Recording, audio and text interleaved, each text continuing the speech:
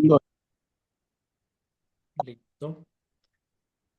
Muy buenas noches con todos. Vamos a dar inicio a la clase del día de hoy. Sí me gustaría explicarles el sílabo del día de hoy, es decir, qué tema vamos a revisar. El día de hoy nos toca analizar un poquito de gobernanza en seguridad ciudadana y la institucionalidad del Estado como tal en el Ecuador. Esos son los dos temas que vamos a abarcar. Estamos ya en el tema 4 de la unidad 2. Hemos ido avanzando conforme lo está establecido dentro del sílabo presentado para el módulo, tratado de ser lo más claro, conciso posible, hacer ejemplos prácticos para que todos puedan entender la materia y digerirla de una forma correcta y que sea un poco más fácil de entender y asimilar. Nuevamente les recuerdo, pese a que esto lo diga todo el tiempo, pero para mí es muy importante que ustedes formen un criterio, más no que conozcan de memoria ni los artículos, ni conceptos de seguridad ciudadana y orden público, ni nada por el estilo. A mí lo que me importa es que ustedes generen un criterio propio sobre la materia que estamos revisando y puedan asociarlo en el momento que sea más necesario para usted o para ustedes en este caso. ¿Ok? Dicho eso, hemos venido trabajando sin ninguna novedad. Eh, no me han dejado saber si es que tienen alguna otra duda más de las que vamos solventando en cada clase. Sin embargo, les recuerdo, señores estudiantes, los últimos 10 minutos de cada clase son para cualquier pregunta que quede pendiente sobre los temas que vamos revisando. Sí es importante que anoten lo siguiente. Me he dado el trabajo, finalmente ya la plataforma me permitió hacer todo lo que necesitaba. Entonces, ya está planificado en el aula virtual del Instituto Comanda todas las tareas que ustedes deben subir, ¿ya? Cada unidad que vamos viendo, cada tema que vamos viendo tiene una tarea. Entonces, inicialmente tiene fecha del domingo, de este domingo 31, pero yo les voy a habilitar y les voy a permitir presentarlo hasta el próximo domingo, ¿ok? Perdón, hasta el próximo viernes, ¿ya? Entonces, recuerden que de las tareas que están incluidas dentro de la plataforma, dos de ellas que son las más grandes y las más importantes son los talleres que hemos trabajado en clases, por lo cual ya lo tienen hecho, únicamente tendrían que cambiar el formato, perdón, ajustar el formato a las peticiones que están en las indicaciones de cada tarea, cuente con el logotipo del instituto que manda el documento y mandar, nada más. No hay complicaciones, no exijo tipo de letra en particular, no exijo eh, que esté en algún número de letra en particular, ninguna fuente, nada. Únicamente que cumpla con los requisitos básicos, dos o tres básicos que están establecidos dentro de cada tarea. No hay más que acotar sobre ese punto. Las evaluaciones igual también van a ser progresivas. Para este fin de semana van a dar dos evaluaciones que tienen que ver con, con la primera unidad, ¿ok? La primera unidad en donde hicimos la introducción a la administración pública, verificamos los principios rectores del proceso administrativo, identificamos cuáles son los órganos descentralizados, cuáles son sus funciones, la potestad sancionadora de la administración pública, el debido proceso, qué se debe cumplir, cómo se debe acoplar la norma a lo que establece las garantías de la Constitución de la República. Luego vimos principios de aplicación de jerarquía de la norma, vimos que era la jerarquía de la norma, hablamos sobre la pirámide de jerarquía de la norma, la pirámide de Kelsen, hablamos de la forma en la que interactúa el resto de normas en conjunción con la Constitución, qué pasa si es que una de ellas es contraria a lo que establece la Constitución, cuáles son los mecanismos que tenemos para poder activar. Luego vimos mecanismos de participación ciudadana, ejemplificamos también seguridad ciudadana, primero vimos seguridad ciudadana, luego vimos mecanismos de participación. Entonces, en seguridad ciudadana lo que hicimos fue revisar los ejemplos, ¿no? Los ejemplos del correcto actuar de la policía, que es el órgano auxiliar y principal que tiene el objeto, o más bien la responsabilidad sobre el cuidado y la protección de la ciudadanía. Vimos cuál era la forma de proceder, vimos y revisamos un poquito sobre el uso progresivo de la fuerza en un ejemplo en concreto. También vimos y analizamos el caso del Metro de Quito, que fue un tema personal que yo les puse a consideración para que ustedes vayan sacando sus propios análisis. También verificamos algunos otros ejemplos del día de ayer, perdón, el día lunes, que fue básicamente la segunda parte de mecanismos de participación. Entonces, en mecanismos de participación, establecimos cuáles son los 5 mecanismos que existen en el Estado para poder interpelar o activar de forma personal, individual o colectiva, ¿no es cierto? Acuérdense de eso, individual o colectiva.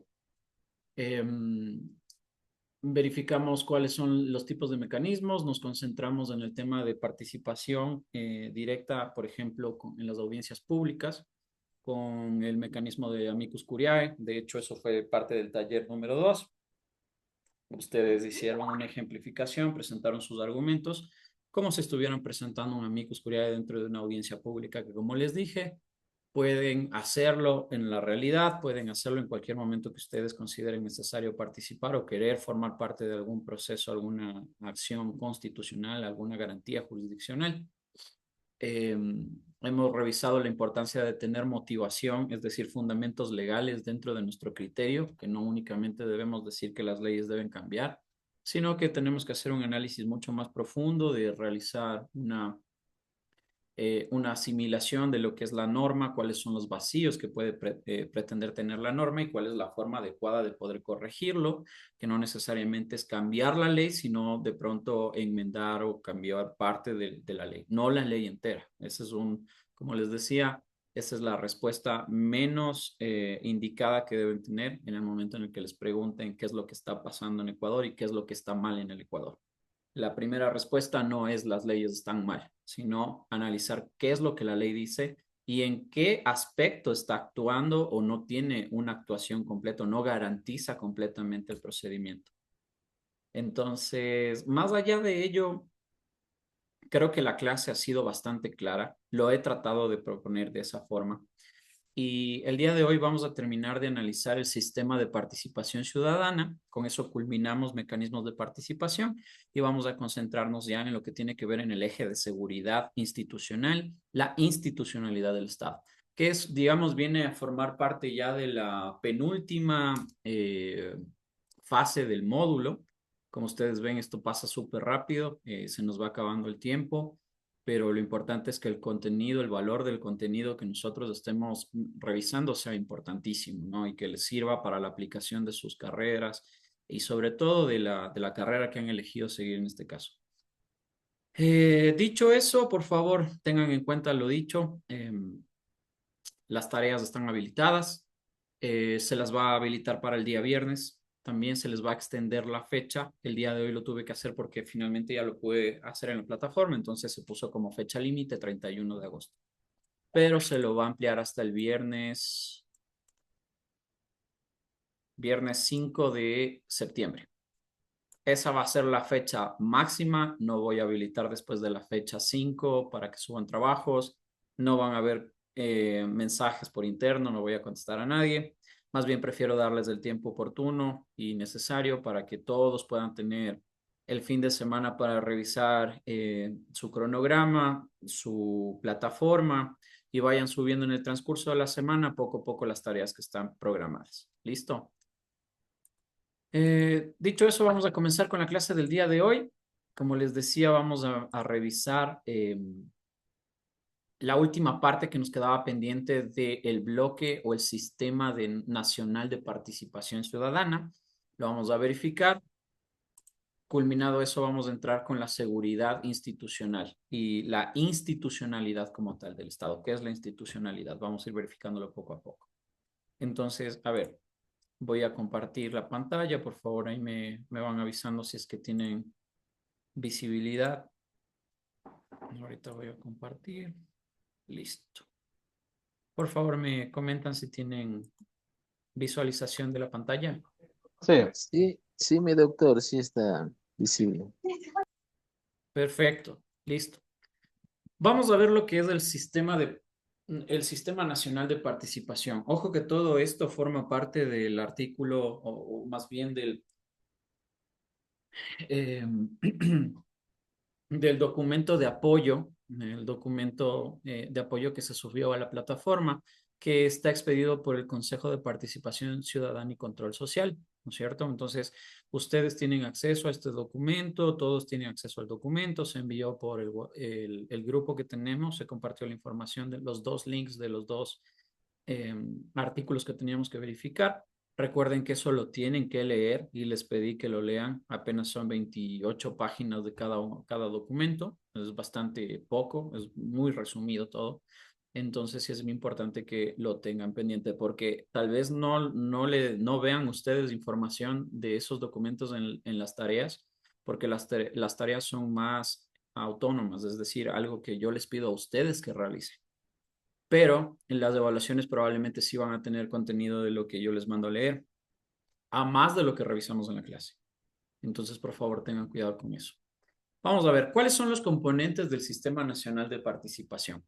Primero tenemos la construcción e implementación del Sistema Nacional de Subsistemas de Participación. Entonces, aquí cuando leemos subsistemas, nuevamente vemos esa necesidad institucional de ramificar y llevar lo más próximo a la ciudadanía este tipo de mecanismos y este tipo de sistemas. Siempre van a haber. Entonces, esto de subsistemas se refiere a la desconcentración que tienen las ramificaciones del mecanismo de participación en este caso. Luego tenemos la incidencia de la ciudadanía en la gestión pública, es decir, de qué forma participa activamente la ciudadanía de forma individual o colectiva en los mecanismos de participación. Como tercer eje vamos a tener la evaluación y el control de la gestión pública. Esos tres ejes son primordiales. El primero que es la construcción e implementación del sistema, el segundo que es la incidencia de la ciudadanía en la gestión pública y como último tenemos la evaluación y control de la gestión pública como tal. Ahora, ¿cuál es del primer eje de la construcción e implementación? ¿Cuál es el primer objetivo? Garantizar la rectoría del Consejo de Participación Ciudadana y Control Social. ¿Por qué creen que habla sobre garantizar la rectoría? Nosotros habíamos hablado sobre el quinto poder del Estado. ¿Qué es el quinto poder del Estado? El Consejo de Participación Ciudadana y Control Social. Correcto, y somos de los pocos estados en toda Latinoamérica y en el mundo entero en general que tiene ese poder directamente plasmado en la Constitución, es decir, en la norma suprema de cada estado. Nosotros tenemos 5 poderes en el estado, pero el quinto poder que nosotros tenemos forma parte de los derechos progresivos que hablaba o que se refiere Roberto Gargarella en su estudio de el progreso constitucionalista en Latinoamérica como tal. Un artículo muy interesante, les recomiendo mucho si les gusta leer, revisar brevemente el artículo de Roberto Gargarella, del doctor Roberto Gargarella, en el que habla sobre el progresismo constitucional en Latinoamérica. Y ahí nos dice que el progresismo constitucional admite o de alguna forma prevé una nueva generación de derechos. En esa nueva generación de derechos está el sistema de reconocimiento de mecanismos constitucionales más claros y más objetivos, como por ejemplo la acción de protección, la acción extraordinaria de protección, el habeas corpus, el habeas data, todas las garantías jurisdiccionales que ya vimos, que las vimos y las nombramos, ¿no? Porque como ustedes sabrán, nosotros revisamos la materia en general porque no es que ustedes estén enfocados directamente en la materia de derecho, sino en conocer el sistema o la estructura del Estado de forma legal. Entonces, por eso es que no lo hemos revisado a detalle, sino una de las garantías más importantes que se debe tener conocimiento, que es la acción de protección. Pero básicamente es la estructura del Estado. Entonces, el quinto poder del Estado es el Consejo de Participación Ciudadana y Control Social. ¿Cuál es el objetivo? ¿Cuál es el objetivo que tenía este poder del Estado? ¿Qué es lo que querían hacer con este poder? Plasmar en el Estado, ¿qué era lo que intentaban hacer?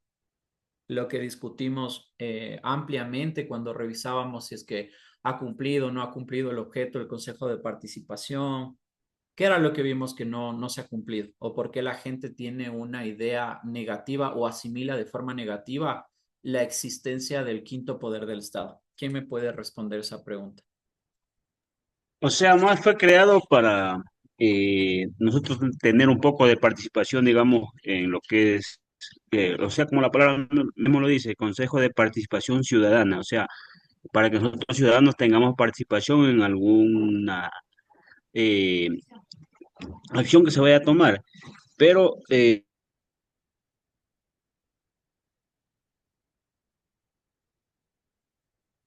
Lo escucho, se le cortó el audio.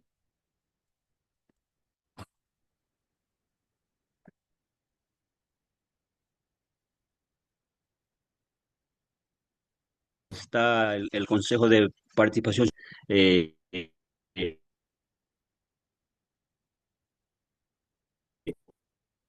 Parece que el compañero tiene problemas de conexión. No sé si soy el único que le escucha de esa forma.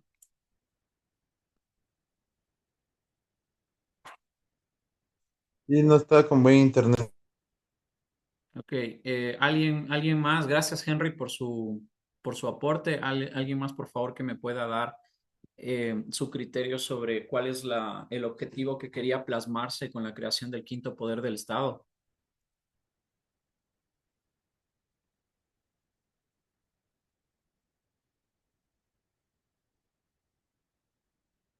Nelson, Fernando, Félix, John, alguno de ustedes necesito que participen en clases.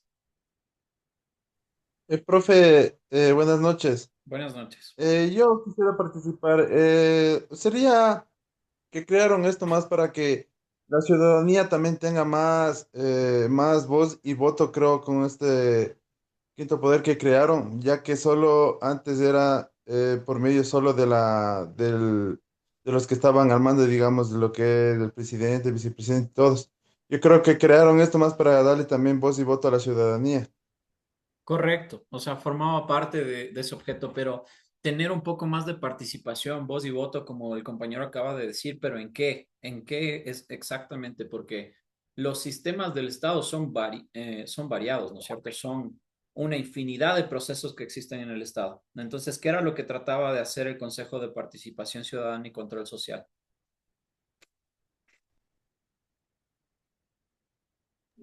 No es algo sobre la Defensoría del Pueblo, si no me equivoco, doctor. O No. sea, fortalecer la Defensoría del Pueblo. No. En este caso creo que de pronto nos estamos confundiendo cuando analizamos la pregunta número 3 que envió el Ejecutivo a la Corte Constitucional, que habla sobre preguntarle a la ciudadanía si están de acuerdo en eliminar el Consejo de Participación Ciudadana y trasladar sus, eh, sus funciones a la Asamblea Nacional, a la Defensoría Pública, a la Contraloría General del Estado. Y bueno, entre eso es lo más importante. Entonces, no, estamos confundidos ahí. Esto sí es bien importante que ustedes lo identifiquen y lo entiendan. O sea, aquí claramente nos dice el Consejo de Participación Ciudadana y Control. Entonces, ¿cuál era el objetivo principal del Consejo? El control público, o sea, Ok, controlar lo que es lo exacto, público. el control público, perfecto. Entonces, el control público tiene que ver con la limitación de las actuaciones administrativas. Es decir, tomar incidencia o tener incidencia y toma de decisiones, voz y voto dentro de los procesos de selección de las mayores dignidades del Estado, como lo es la Fiscalía General del Estado, la Procuraduría General del Estado, la Defensoría Pública, entre otras varias, ¿no es cierto? Entonces, a eso es a lo que le apuntaba el Consejo de Participación. Su objetivo principal era el de controlar y limitar las acciones del Estado, al igual que transparentar los procesos de selección pública. Eso es básicamente lo que ustedes van a tener que responder en caso de que yo les pregunte cuál era el objetivo del Consejo de Participación Ciudadana. ¿Estamos claros con eso? Sí, doctor. Perfecto. Entonces, el primer objeto era garantizar la rectoría del Consejo, es decir, limitar las actuaciones del Estado. El segundo nos habla sobre las estrategias para alcanzar el objetivo y en este en específico habla sobre desarrollar una propuesta normativa que asegure la rectoría del Consejo de Participación Ciudadana y Control Social en el accionar del sistema general del Estado. Por eso es que el Consejo de Participación tiene su propia ley. Ahora, ¿qué mecanismos y proyectos tiene? Tenemos el proyecto de reforma a la Ley de Participación Ciudadana y Control Social. Eso fue, más bien, vamos a cambiar la pregunta. ¿Por qué creen ustedes que ellos vieron la necesidad de reformar la Ley de Participación Ciudadana y Control Social?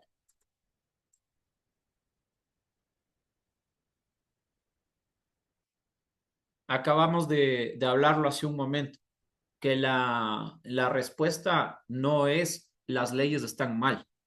¿Y qué era lo que les mencionaba?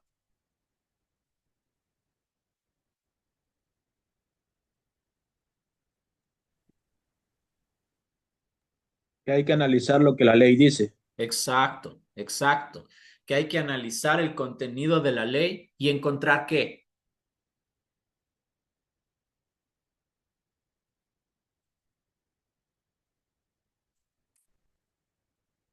¿Qué es lo que debemos encontrar una vez analizada la ley?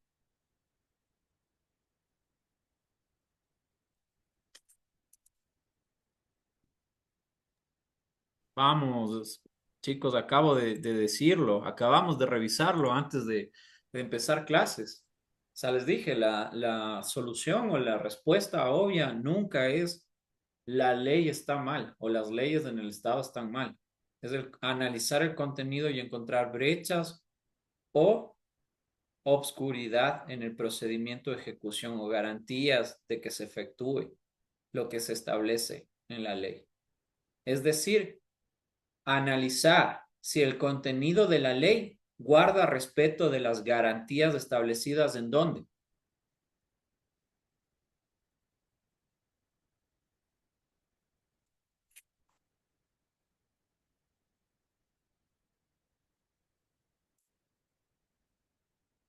Parece que estoy solo el día de hoy en clases.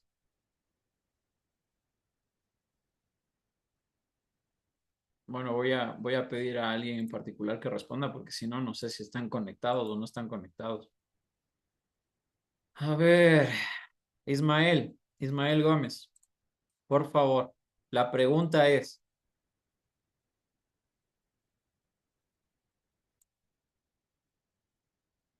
¿por qué la necesidad de reformar la ley? ¿Qué es lo que necesitamos para saber que necesitamos una reforma en la ley? Analizarla, ¿no es cierto? Y cuando la analizamos, la hacemos ¿de qué forma? Analizamos si el contenido de la ley guarda respeto de las garantías establecidas en dónde.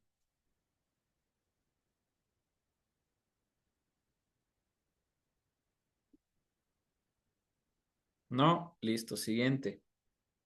Edgar,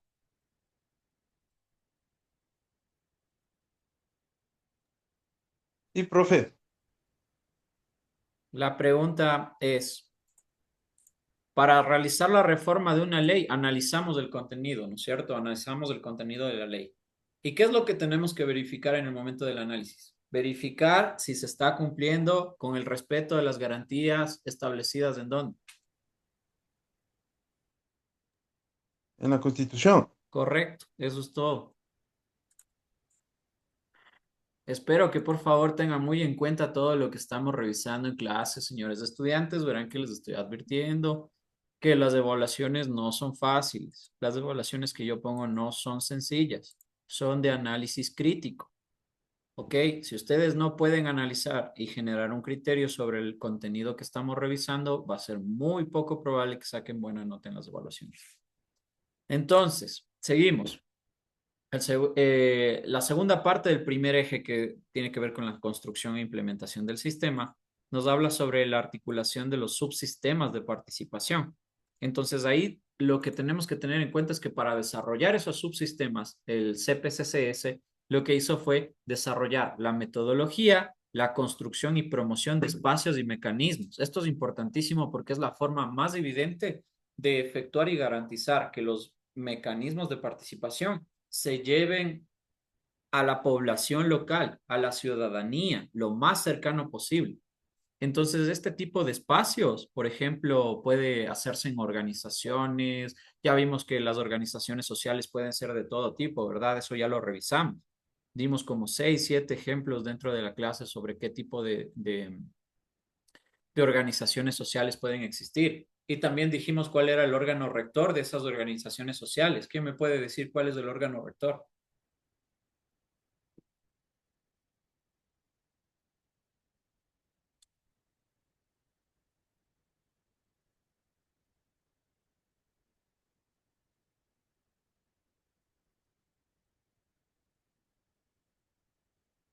Bueno, entonces, en vista de lo que veo el día de hoy, que sí no hay cero participación, les voy a incentivar, les voy a dar medio punto por cada respuesta que me den correcta el día de hoy. Y esos puntos les voy a sumar a la evaluación, porque la evaluación sí va a estar bien, bien difícil. Entonces, a ver, ¿quién me puede decir quién es el órgano rector de los organismos sociales, de las organizaciones sociales, perdón? ¿Quién es el órgano rector de las organizaciones sociales?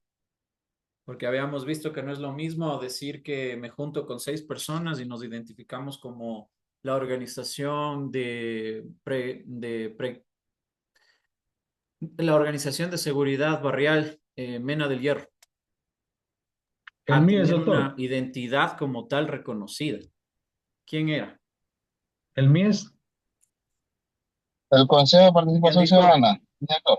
¿Quién dijo Mies? Luis Salazar. Ya, Luis Salazar, tiene medio punto.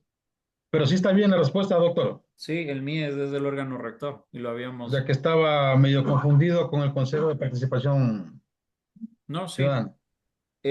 No, está bien, la respuesta está clara, porque una cosa es el organismo que maneja las vedurías del Estado y otra, quién es el órgano rector de las organizaciones sociales. Lo que habíamos visto es que todo tipo de organización social puede solicitar una veeduría de forma individual o colectiva. Es decir, el día de mañana yo, Pepito Pérez, puedo ir a solicitar una veeduría, como también puedo ser reconocido como la fundación de amigos contra, no sé, cualquier cosa que ustedes quieran decir, y voy y presento una veeduría. Es lo mismo, o sea, no cambia. Igual lo puedo hacer.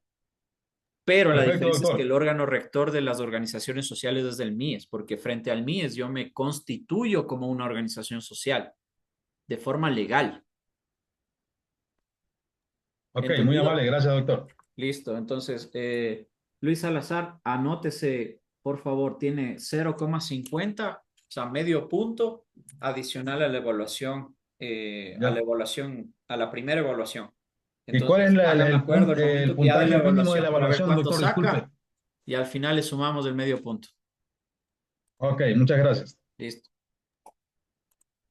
Entonces, claro, el Consejo de Participación Ciudadana lo que hizo fue desarrollar la metodología, es decir, de qué forma van a realmente efectuar el tema del mecanismo de participación. Es decir, identificaron cuáles eran las necesidades institucionales, las ideas céntricas que iban a tener que tener en consideración para poder efectuarlo, construcción y promoción de espacios y mecanismos, lo acabamos de ver, y el monitoreo y la evaluación. Monitoreo y evaluación obviamente tiene que ver con un control, ¿no es cierto? Es decir, con el control de ver que todo lo que el sistema que nosotros estamos implementando está funcionando realmente. De ahí tenemos el segmento del mecanismo y proyectos para cada estrategia. Entre ellos estaba el proyecto de la reforma a la Ley de Participación Ciudadana y Control Social, que ya ahorita acabamos de revisar el por qué hago una reforma a la ley, por qué tengo o por qué necesito hacer la reforma. Luego tenemos el diseño e implementación del Sistema Nacional de Participación, es decir, el diseño de la guía metodológica de los subsistemas de participación.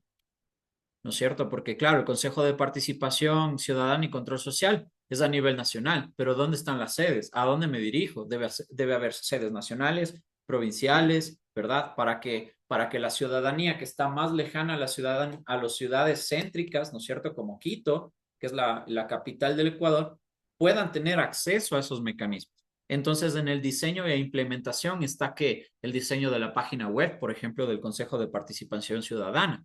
Antes era necesario presentar el formulario físico para constituirme como veedor, es decir, conformar una veeduría ciudadana.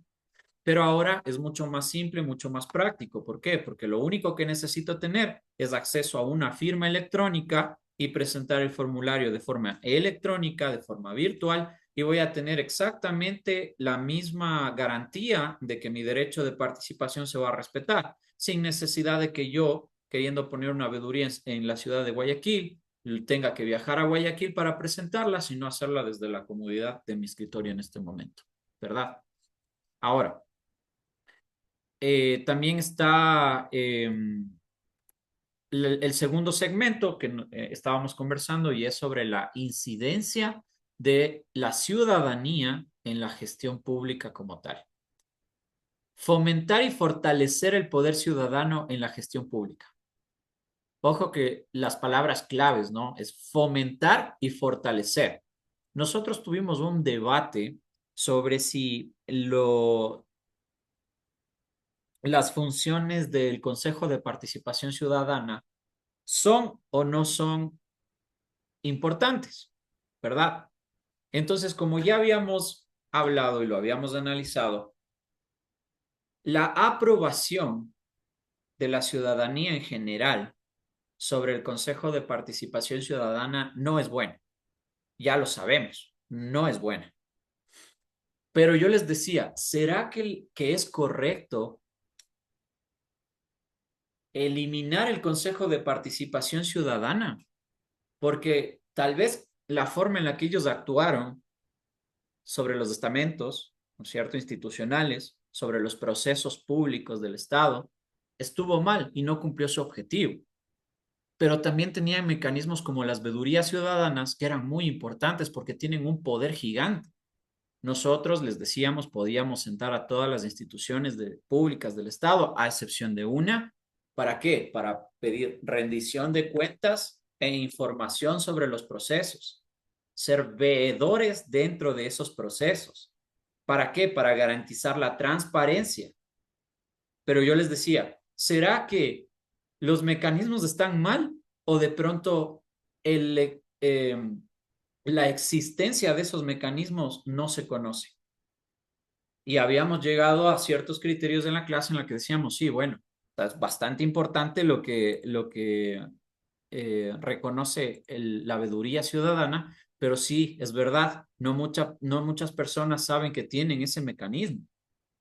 Entonces, ahí yo que les decía, que también forma parte de las responsabilidades y las obligaciones que tenemos como ciudadanos de estar enterados de lo que necesitamos, de lo que podemos hacer. No puedo seguir quejándome de que las cosas están mal y que los procesos siempre son igual. Si yo no tengo esa iniciativa y no tengo ese criterio de decir, bueno, voy a poner una veeduría, voy a ver cómo funciona realmente un proceso público.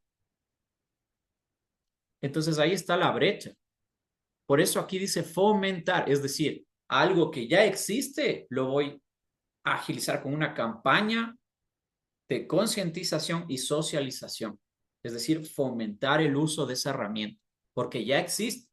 Entonces no puedo decir crear, porque no estoy creando, lo que estoy haciendo es fomentando.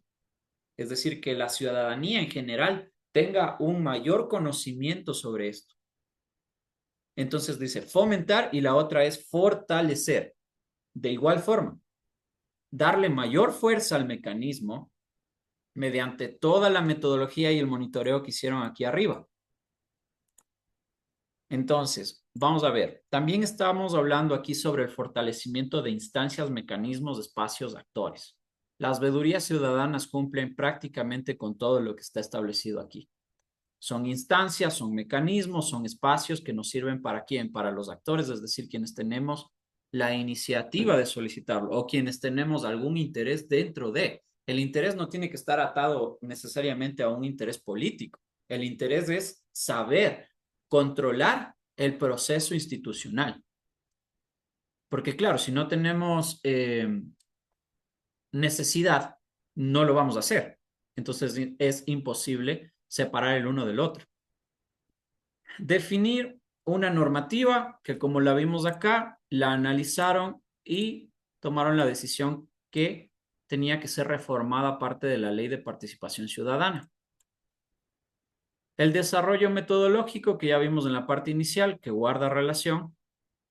Y por último, tenemos el fortalecimiento organizacional, es decir, como les decía, verificar si el mecanismo o los mecanismos que tiene el Consejo de Participación Ciudadana pueden ser de acceso equitativo o igualitario para todos los ciudadanos del Ecuador.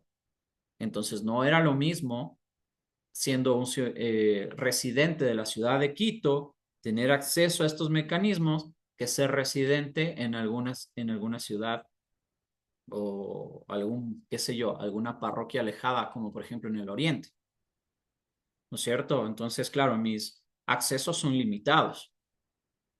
Y ahí viene el fomentar y fortalecer justamente estos mecanismos. Investigar y recuperar la memoria histórica y prácticas ancestrales de participación y control social.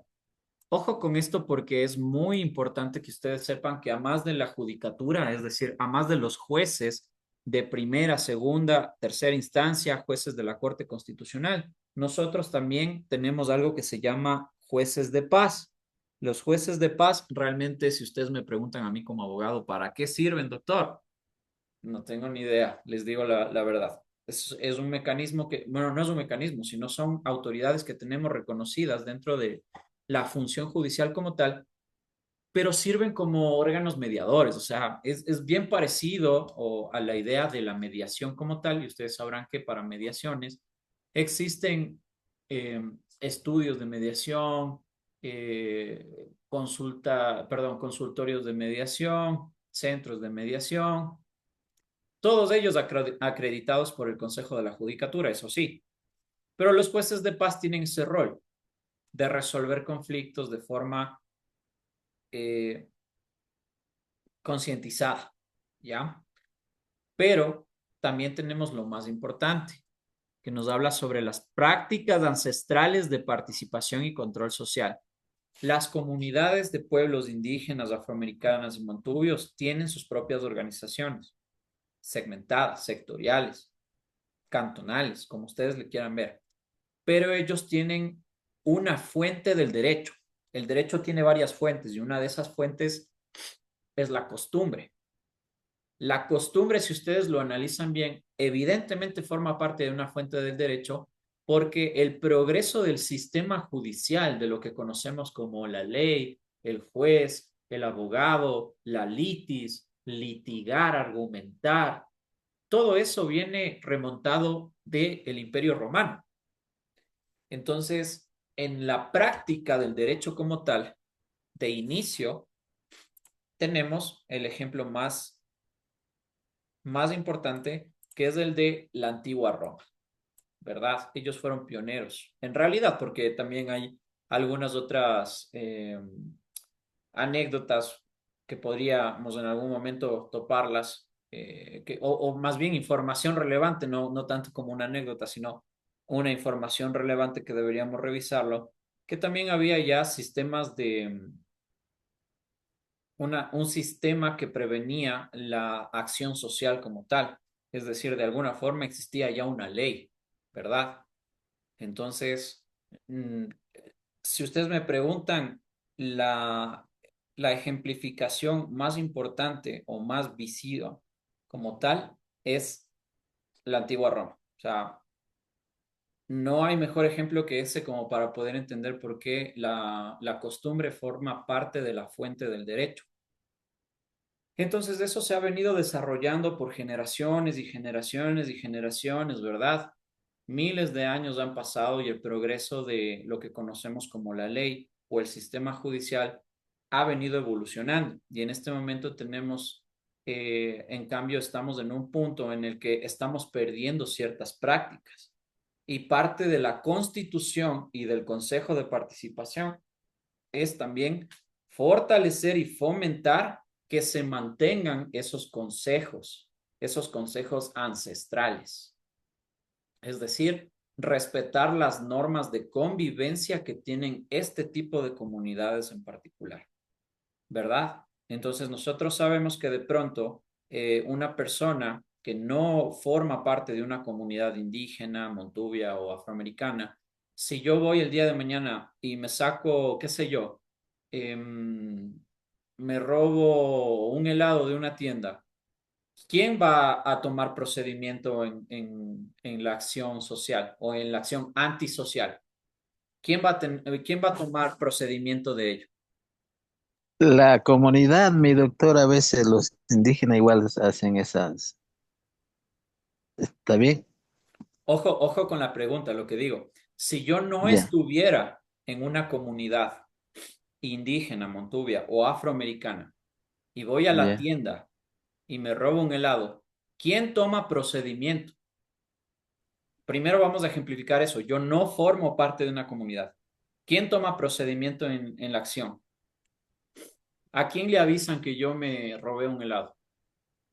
A la La policía. policía, Correcto, Policía. ya. Policía Eso Nacional, es porque no. porque yo pertenezco al trámite ordinario, es decir, al sistema de la función judicial o al sistema judicial ordinario.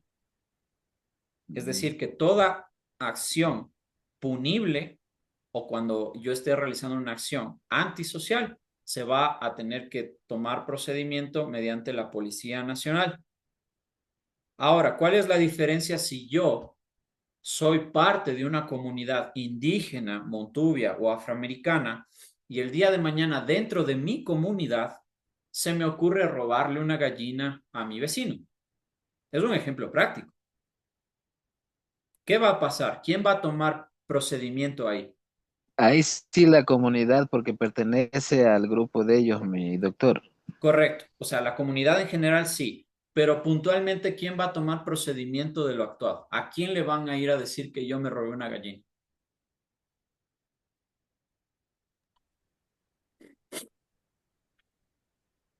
Al presidente de la comunidad. Correcto, al Al presidente de la comunidad. ¿Por presidente. qué?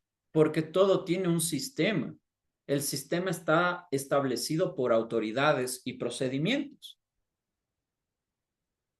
Es así. O sea, hay que sacar ese criterio.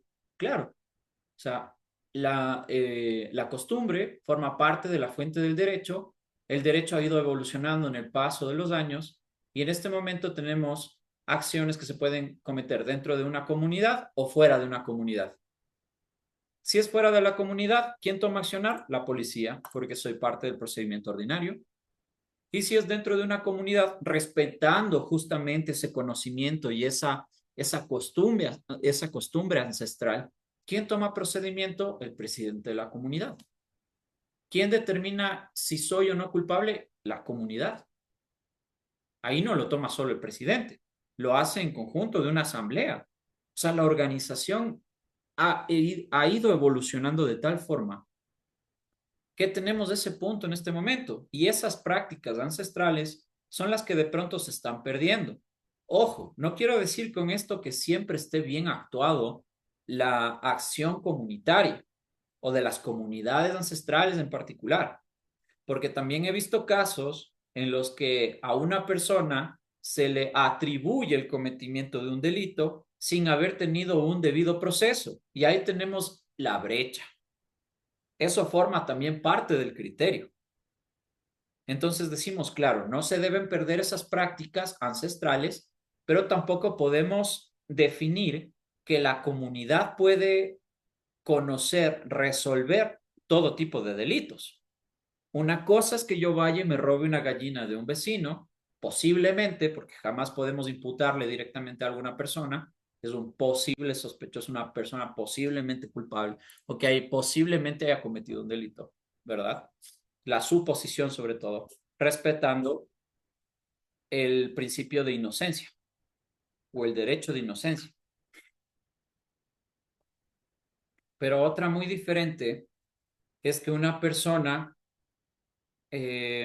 acuse de haber robado algo más grande, qué sé yo, o de haber cometido un delito como, por ejemplo, agredir físicamente a una persona, robar un vehículo, ¿no es cierto? Son delitos un poquito ya más complejos y que la comunidad muchas veces, por el enardimiento social, por la euforia del momento, ¿Qué es lo que termina pasando, por ejemplo, para los compañeros, los compañeros estudiantes que son policías en servicio activo?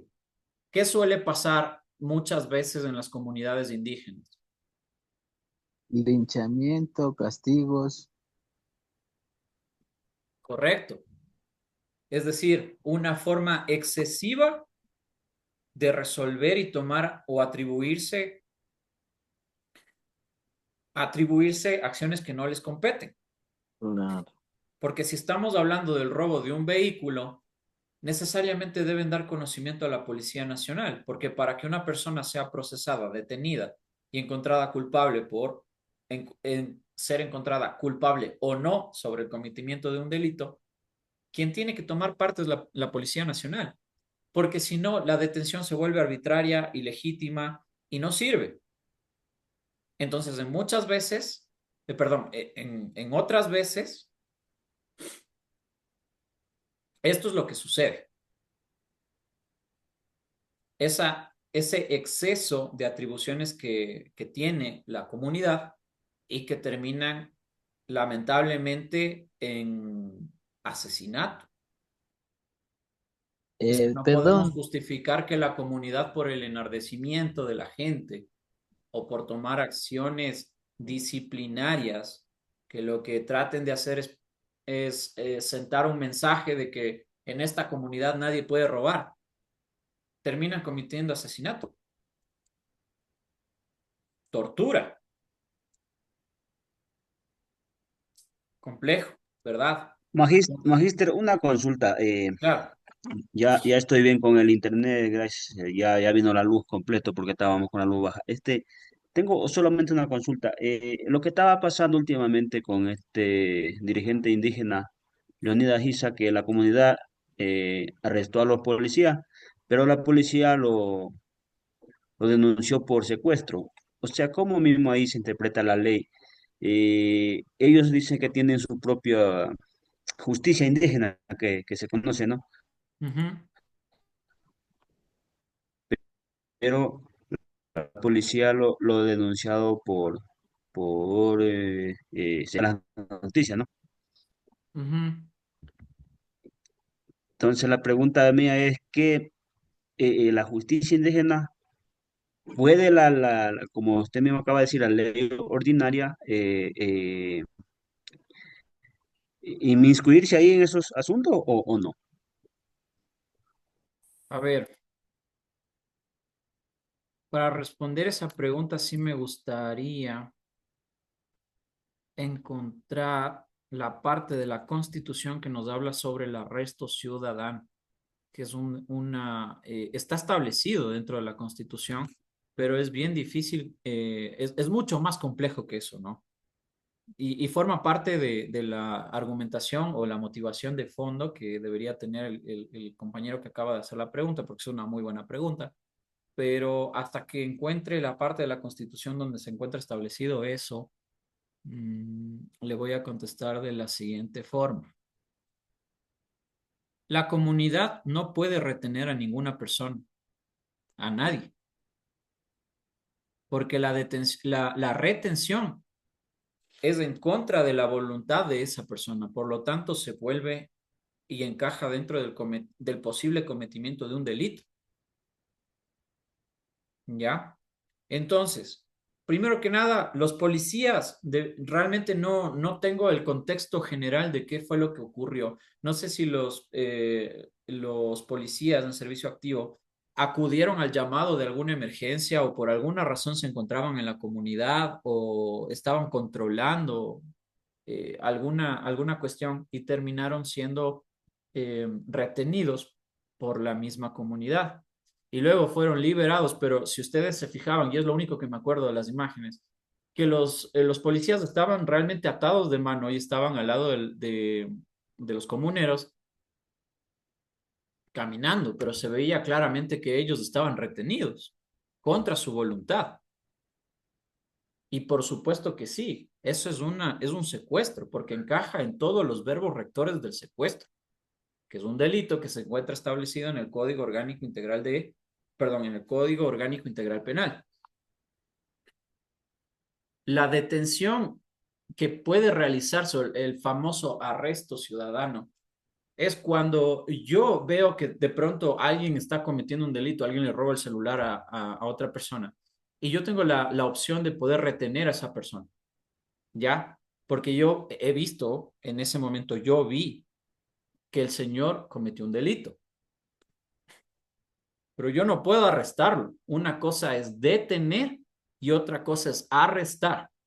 La única persona que puede arrestar a otra es un policía en servicio activo. Ellos sí tienen la potestad para poder arrestar y procesar a una persona. Yo lo que puedo es detener o retener a una persona hasta que llegue la policía y tome procedimiento.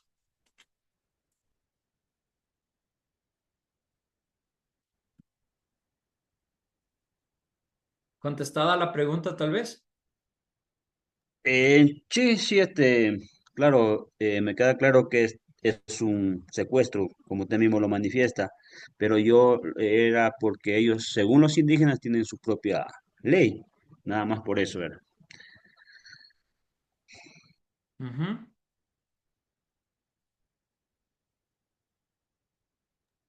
Doctor, buenas noches. Sí, buenas noches.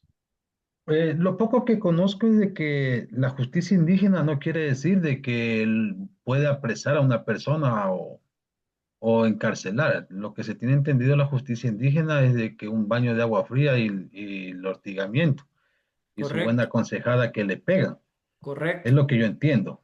Sí, sí, de hecho, la comunidad como tal no puede arrestar a una persona. Lo que ellos tienen son otra forma de aplicación de la justicia y que es un concepto muy, pero muy amplio porque recuerden que también hay especialistas en derecho, esto se llama derecho de injusticia ancestral, hay especialistas en esta materia. Y ustedes tienen que entender que la comunidad, sobre todo la comunidad indígena, ¿no es cierto? Sobre todo la comunidad indígena tiene otro concepto de lo que es imponer una pena a una persona. Ellos no creen que la privación de la libertad sea una condena factible para la persona, porque no rezarse el hecho, o sea, no rezarse lo cometido. Para ellos lo más importante es que la persona realmente esté arrepentida de lo que hizo, o sea, buscar el arrepentimiento de esa persona. ¿Cómo lo hacen?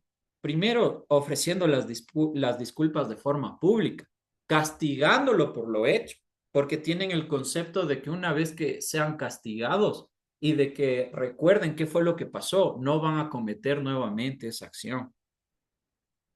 Pero no solamente queda ahí. Por ejemplo, he conocido casos en los que incluso, o sea, y les digo, ciertamente incluso he conocido de casos que presuntamente sea una persona violado a un niño, un menor. Y dentro de todo el resarcimiento, la reparación y toda la reparación económica que ellos buscan es, por ejemplo, que ellos tienen que reponerle con 6 cabezas de ganado a la familia y tienen que, no sé, tal vez materiales y comida y cosas así. Yo he visto casos como esos, he escuchado de casos como esos. Entonces es más complejo la forma en la que funciona realmente la justicia indígena, porque como les digo, lo que ellos priorizan es que el arrepentimiento de la persona sea real, sea un arrepentimiento sincero, que existan disculpas y el castigo muchas veces no es proporcional, pero que exista el castigo proporcional. Y a eso es a lo que se refiere el compañero, que es Eh, básicamente que les ortigan, les azotan, les bañan en agua fría, bueno, les desnudan, entre otras cosas, ¿no es cierto? Pero es mucho más doc- complejo. O sea, para analizar eso, créanme que no vamos a terminar en 2 horas. Hay demasiada información que podemos ir verificando y realmente forma parte de lo que estamos hablando porque hemos topado el tema de todo lo que vemos que el mecanismo, el sistema como tal de participación ciudadana contempla, pero es mucho más complejo que lo que estamos viendo. Wilmer me parece que tenía la mano arriba. sí, mi doctor, una consultita nomás, como de pronto, no sé si habrán visto, porque En la sierra es diferente en la costa, porque acá en la sierra, como dice, sí le dan los baños, se les aconseja de todo eso, hasta les desnudan, los hacen caminar y todo eso. Pero vuelta en la costa, no sé si una vez que incluso a 3 personas le quemaron el carro y los mataron, incluso con unas piedras les daban en la cabeza, o sea, en ese tema. Y es muy diferente, porque eso ya no es una justicia indígena como tal, ¿verdad? Claro, bueno, o sea, ahí tal vez ya vemos una intención de causar daño. Entonces ya no forma parte. Claro, Ojo que una cosa es que la comunidad resuelva cuál es el castigo para una persona y otra distinta que 3 o 4 comuneros decidan actuar de forma independiente y saltarse el debido proceso, porque incluso eh, la justicia indígena, como les digo, tiene un presidente, tiene un comité, y ese comité en conjunto deliberan, escuchan a las partes y resuelven. Es como un juicio, claro. pero Ah, 4 comuneros no pueden decidir qué es lo que van a hacer claro. saltándose esa jerarquía o ese sistema El judicial orden indígena. regular. Ya, ya. Bien, mi doctor. Porque incluso ayer también había una novedad acá en Tambillo sobre que han cogido a 3 jóvenes, también los han linchado. O sea, eso salió hasta en la noticia. Claro. Sí, bueno, o sea, como les digo, o sea, forma parte del sistema judicial, ciertamente guarda relación con la costumbre como fuente del derecho, la evolución del sistema judicial, el respeto de la independencia de las comunidades indígenas, afroamericanas o montubias, pero también tiene limitaciones, porque el poder ordinario debe actuar cuando existe el cometimiento de un delito flagrante, por ejemplo, o cuando existe la presunción de un delito grave. Lastimosamente, nuestro sistema o nuestro Código Orgánico Integral Penal, perdón, Código Orgánico Integral Penal, no reconoce la segmentación de los delitos por su gravedad. Es decir, delitos leves, graves y muy graves, ¿no es cierto? O como por ejemplo el sistema judicial estadounidense, que tiene delitos de primer, segundo y tercer grado. Entonces, aquí no tenemos esa diferenciación, no tenemos esa segmentación de decir, ok, a ver, robo simple, delito muy grave. Falsificación de firma y rúbrica, delito grave. Asesinato, delito muy grave, ¿no es cierto? Calumnia, delito grave o delito menor, ¿ya? Pero claro, no tenemos esa distinción.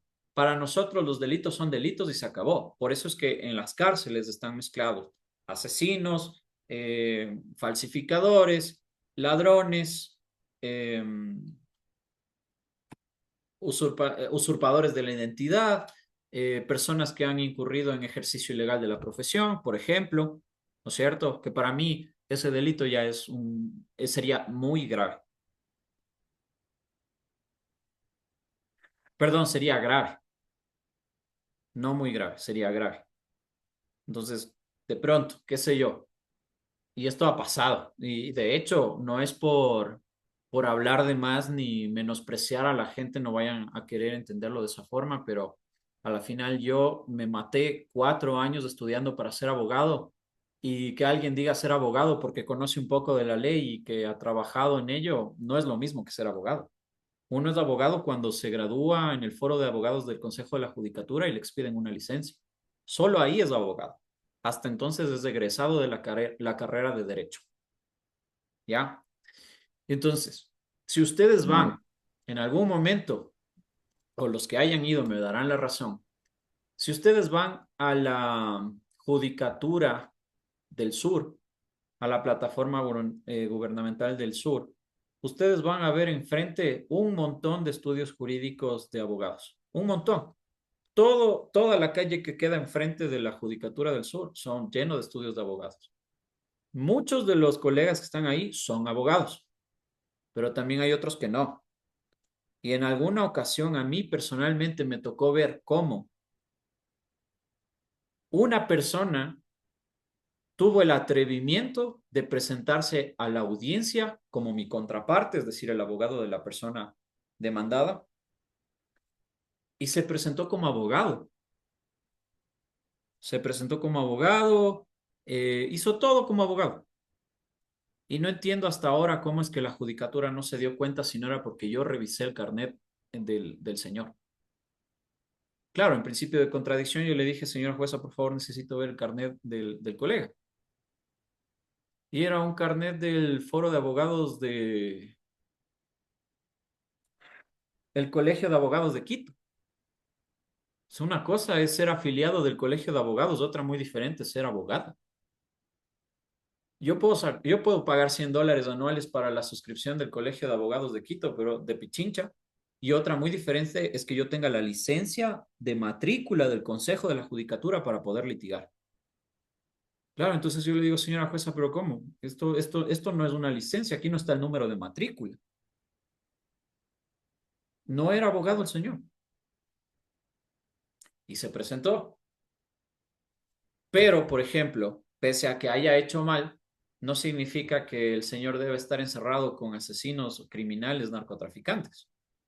Me hago entender. Entonces, esa diferenciación nosotros no la tenemos en nuestro sistema penal. Pero la comunidad indígena tampoco lo prevé de esa forma. Pero ellos resuelven sin tener que retener o imponer una pena de privación de libertad a una persona. Lo que hacen es tratar de buscar el arrepentimiento. ¿Entendido? Muy clarito, mi doctor. Sí, ellos lo que quieren es que no vuelvan a cometer esos los errores que hacen, por eso los castigan así. Muy Correcto. del otro, sí, bien, bien, mi doctor. Muchas gracias. Vamos a ver el último eje, que es la evaluación y control de la gestión pública. Aquí vamos a encontrar que se trata sobre la promoción, la transparencia y la eficacia de esa gestión del Consejo de Participación. Eh, con ello podemos definirlo como una norma, como una normativa, el fortalecimiento de la instancia y los mecanismos que tenemos, el desarrollo metodológico, es decir, la forma en la que vamos a llegar con la planificación y el diseño del sistema de monitoreo, que como les decía, es el control de verificar si es que se está o no se está cumpliendo con los objetos principales de la planificación. El diseño de normas técnicas de los mecanismos de control social, el proyecto de sistematización de experiencias de control social y el nuevo modelo y sistema de la rendición de cuentas. Ojo con lo que dice aquí, yo les había hablado. Todas las entidades públicas del Estado que ustedes puedan entrar a sus páginas web van a encontrar un apartado que habla sobre la rendición de cuentas. ¿Por qué? Porque forma parte del control de transparencia.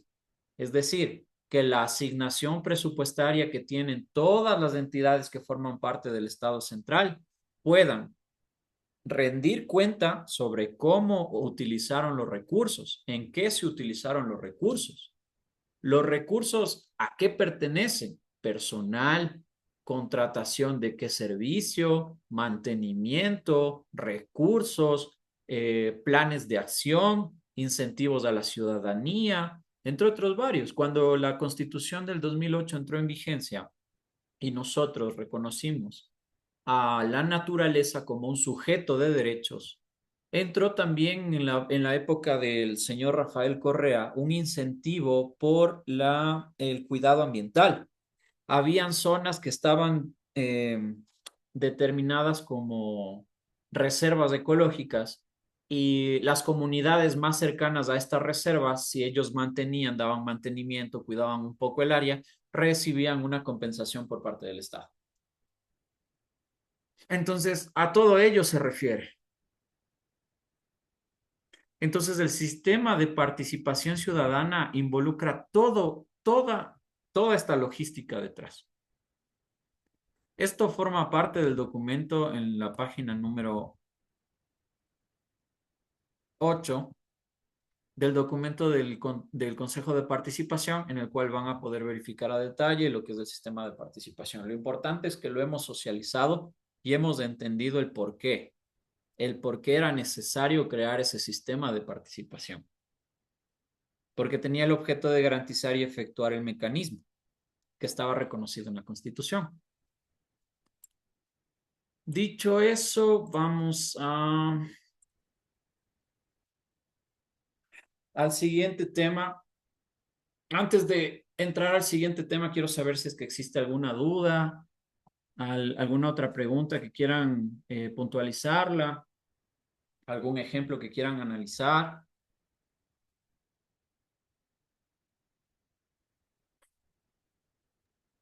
Yo de mi parte sí entendí, magíster. La clase está claro para poder resumir luego. Genial. Entonces, esto forma parte del otro documento que también se les envió, que tiene que ver con la gobernanza, seguridad ciudadana y orden público. Entonces, ¿qué es lo que nos dice que es la gobernanza de seguridad ciudadana? Ojo que aquí se ve cómo se implementan todos los sujetos del Estado, desde las entidades públicas a las privadas y por qué. La gobernanza alude a todos los factores, normas y actores, ¿verdad? De eso está compuesta la sociedad.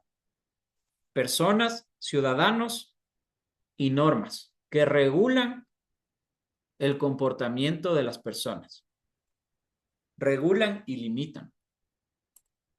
Entonces, la gobernanza alude a los factores, normas y actores que se encuentran, que se coordinan de alguna manera para producir un bien público. ¿Qué era el bien público? ¿Cuál era el principio que hablaba sobre el bien público? Eso también lo ejemplificamos al principio de las clases.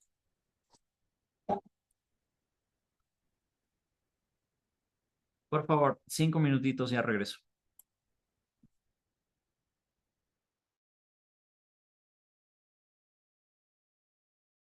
Hasta eso, por favor, recuerden cuando nosotros hablamos sobre el principio del bienestar público.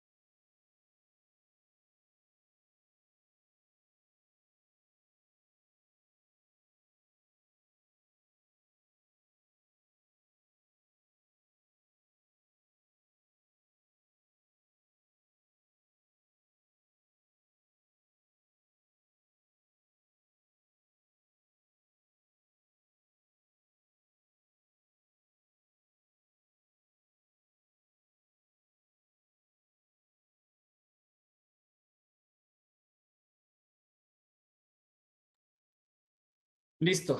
A ver, continuemos.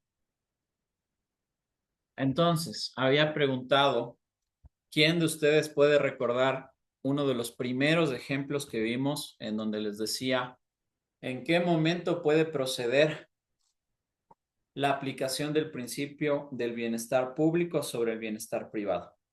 Habíamos visto el ejemplo de que el municipio puede llegar a expropiar un inmueble siempre y cuando respete la necesidad institucional, o sea, por un magno proyecto que va a beneficiar a más personas de las que va a afectar.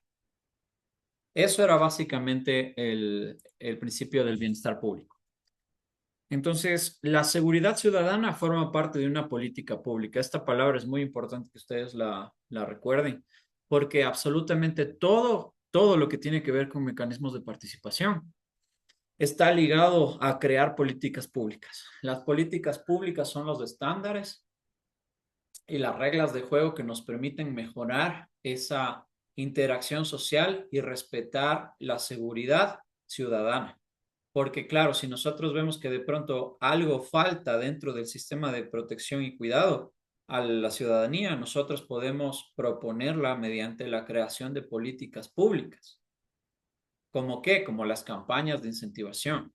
O sea, ustedes deben tener clarito, por ejemplo, el Ministerio de la Mujer, que se creó hace poco y que ahora me parece que va a desaparecer por el decreto ejecutivo del presidente. Las campañas que eran contra la violencia a la mujer, que llama, sobre todo en pandemia, recuerdo que ellos habilitaron un número de emergencia, qué sé yo, 1-800 algo, 1-800 de emergencia. Era un número específico de atención constante las 24 horas que tenían las mujeres para poder llamar y denunciar algún tipo de abuso o agresión física que sufran de forma intrafamiliar. Entonces, ese tipo de campañas forman parte de una política pública de prevención y de ejecución. Y como les digo, todos los mecanismos de participación en algún punto, cuando se están estructurando a algo más grande, van a terminar con la creación de una política pública. Y allí se considera la comunidad, la Policía Nacional, la Fiscalía General del Estado, los gobiernos autónomos descentralizados y el sector privado. Es básicamente la estructura más general que se puede tener de un Estado. Policía Nacional, Fiscalía General del Estado, gobiernos autónomos descentralizados y ciudadanía en general. Entonces aquí unimos toda la información que hemos venido revisando. Aquí tiene sentido el haber estado revisando qué son los gobiernos autónomos descentralizados, por qué tienen potestad sancionadora, por qué tienen la potestad de crear normativa independiente, por qué tienen la potestad de sancionar, de multar, por qué, por qué existen los gobiernos autónomos. Entonces, toda la información que hemos venido trabajando hasta la clase del día de hoy toma sentido y se refleja en la gobernanza de la seguridad ciudadana. La gobernanza integrada es fundamental para fortalecer la capacidad institucional.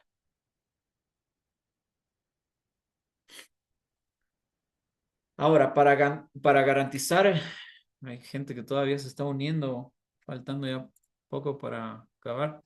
La gobernanza integrada es fundamental para fortalecer la capacidad institucional del Estado y para garantizar el cumplimiento de la política pública. Entonces, por eso les digo que todos los mecanismos de participación, cuando se van a estructurar en algo más grande, terminan gestionándose con una creación de política pública, porque es la forma de garantizar el Estado el cumplimiento de los mecanismos. Todo un círculo clarito para no perderse. Estado, política pública, cumplimiento. Y en esos tres ejes se va a mover todo el tiempo. La transparencia en la implementación, la participación de diferentes actores, incluyendo a los beneficiarios y evitar el clientelismo o cualquier tipo de desviación a la política pública.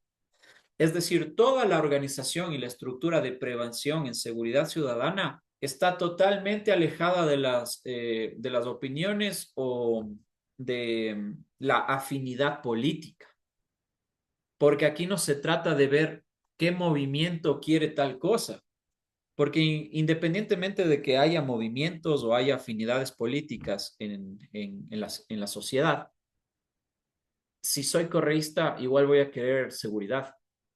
Si soy partidario de ADN, igual voy a querer seguridad.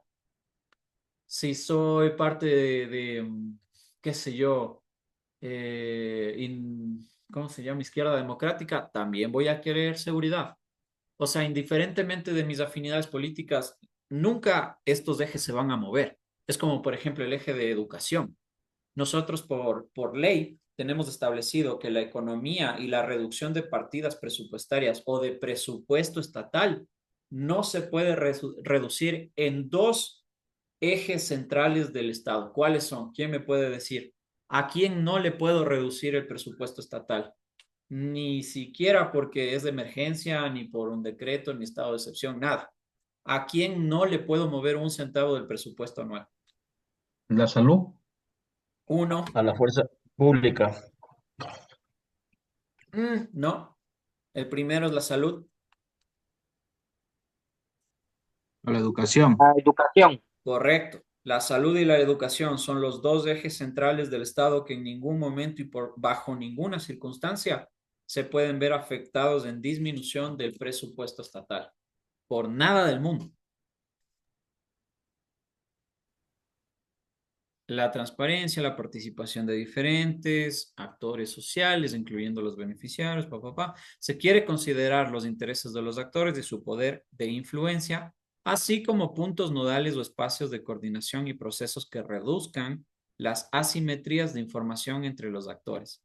De esta manera, sugiere algunas consideraciones sobre los elementos de gobernanza presentados por... A ver, aquí está citando un artículo. Aquí lo que estamos viendo es que lo que tratan de hacer es garantizar que el acceso a esos mecanismos sean de forma general. Nuevamente vemos la importancia de los gobiernos autónomos descentralizados y de qué forma tienen o cumplen sus funciones de llevar a cabo esos mecanismos de la ciudadanía y por qué, a pesar de que tienen autonomía e independencia, siguen recibiendo parte de un presupuesto estatal pese a que ellos son recaudadores independientes de todo lo que son la potestad sancionadora de los gobiernos autónomos descentralizados. Las normas, que básicamente son las reglas que rigen la relación entre los actores de la seguridad ciudadana, las reglas expresan básicamente las garantías establecidas en la Constitución. Nuevamente vemos cómo recalcan la importancia de que toda norma debe estar en una completa armonía con lo que guarda la garantía de la Constitución de la República, pese a que muchas veces se quede únicamente en papel, pero siempre es importante que todo esté sujeto a las disposiciones de la Constitución, igual que los códigos, las leyes orgánicas, códigos penales y ordenanzas de seguridad. Esto de aquí lo pueden asimilar y lo pueden identificar de la siguiente forma. Aquí estamos hablando de reglas, estamos hablando de constitución, códigos, leyes, códigos penales y ordenanzas de seguridad. ¿De qué forman, qué tienen esto en común? La constitución, las leyes, los códigos y las ordenanzas. ¿De qué formaban parte? Ese fue el segundo tema que topamos en la clase.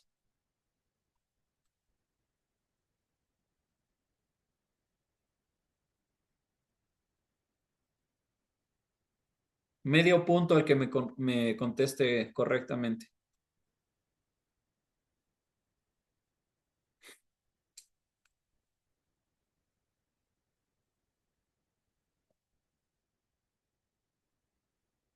Ojo, medio punto, ¿no? A la evaluación. A la evaluación número 1.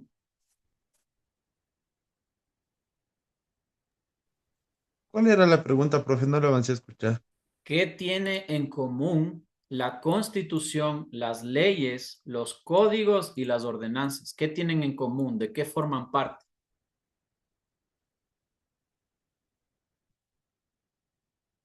Fue el segundo tema que topamos en la clase de la unidad 1. Del El COIP, segundo tema. doctor, ¿Perdón? del Código Integral Penal. No, la respuesta no es eso. ¿Qué tienen en común la Constitución, las leyes orgánicas, los códigos y las ordenanzas? ¿Qué tienen en común? ¿De qué forman parte? Nosotros Forman revisamos esto. parte del Estado, mi doctor. Obviamente son parte del Estado, pero esa no es la Parte- respuesta. Ya. Las organizaciones públicas. No, no son organizaciones públicas.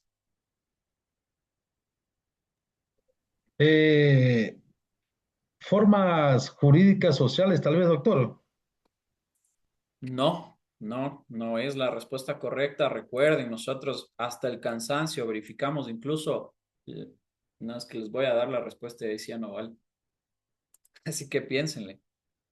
No se les viene nada a la mente cuando les digo esto en este orden: Constitución, leyes orgánicas, ordenanzas, códigos, reglas. De la pirámide de Kensel. Eso, la pirámide de Kelsen, que habla sobre la estructura de jerarquía de la norma. ¿Quién dijo eso? ¿Quién contestó la pregunta? Henry Ambuludi. ¿Perdón? Henry Ambuludi. Ok.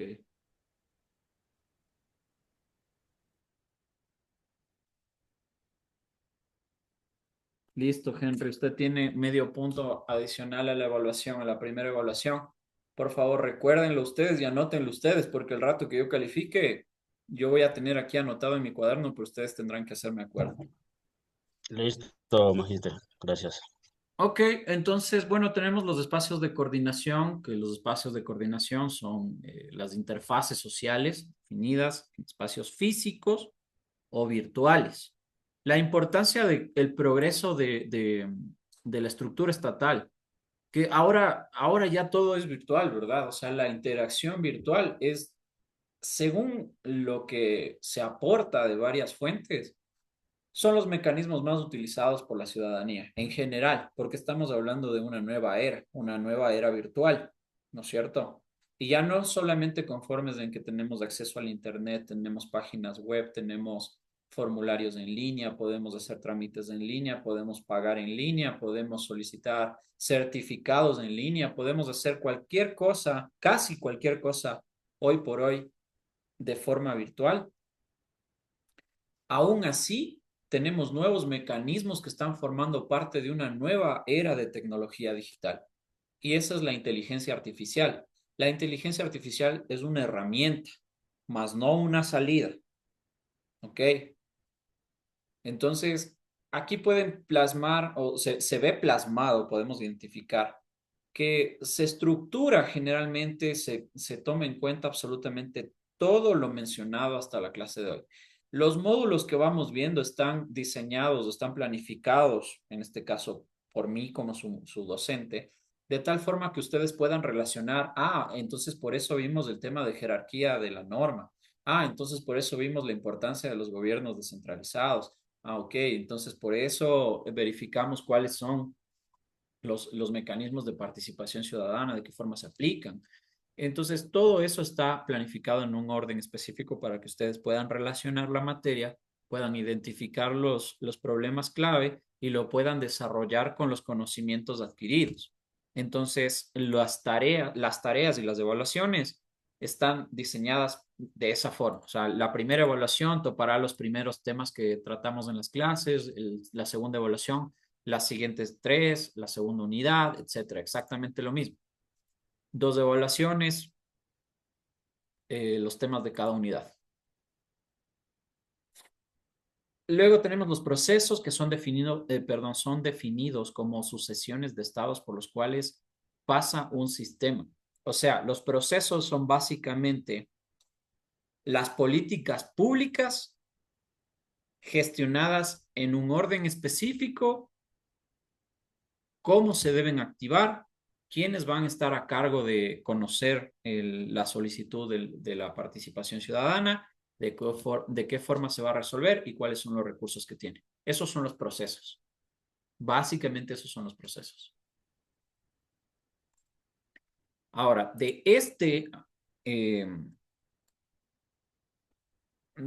documento en particular, este artículo que les envié para lectura, que como ustedes ven, nuevamente les repito, solo tiene 20 páginas, solo 20 páginas.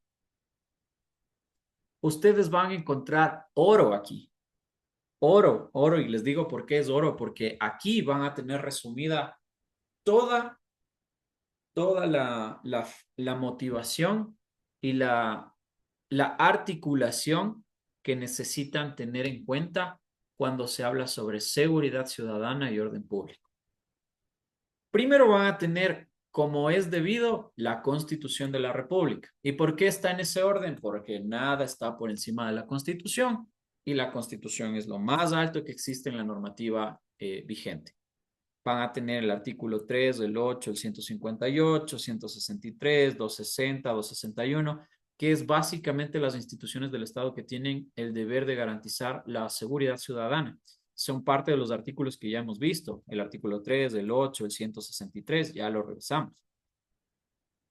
Y aquí van a tener condensados los artículos en particular que ustedes necesitan saber. Es incluso hasta una guía, no les digo que es una polla, sino una guía que ustedes van a tener para poder intervenir en cualquier situación en la que amerite crear una política pública, porque la política pública no es únicamente identificar cuál es la brecha y qué es lo que podemos mejorar, sino que más allá de ello también tiene que estar respaldada jurídicamente, es decir, debe estar estructurada de forma legal en la que podamos nosotros intervenir y considerar cuáles son los parámetros establecidos en la Constitución, en los códigos, leyes, ordenanzas que tengan relación directa con la creación de la política pública.